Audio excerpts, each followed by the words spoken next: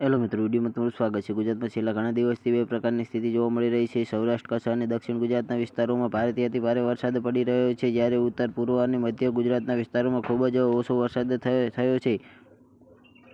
જી હા મિત્રો, સૌરાષ્ટ્રના અનેક વિસ્તારોમાં 19 જુલાઈના રોજ સવારથી જ વરસાદની શરૂઆત થઈ ગઈ છે। ઘણા વિસ્તારોમાં ભારે વરસાદ પડતા પાણી ભરાઈ ગયા છે। હવે સૌરાષ્ટ્ર અને કચ્છ પર રહેલ વરસાદી સિસ્ટમ આગળ વધી છે અને તેની અસર રાજ્યના ઘણા જિલ્લાઓમાં થશે અને કેટલાક વિસ્તારોમાં ભારેથી અતિ ભારે વરસાદની આગાહી કરવામાં પણ આવી છે। તો જી હા મિત્રો, એક તરફ આ વરસાદી સિસ્ટમ છે અને બીજી તરફ દક્ષિણ ગુજરાતની કેરળ સુધી એક ઓફશોર ટ્રફ ખૂબ જ સક્રિય છે, જેના લીધે રાજ્યના કેટલાક વિસ્તારોમાં ભારેથી અતિ ભારે વરસાદ પડી રહ્યો છે।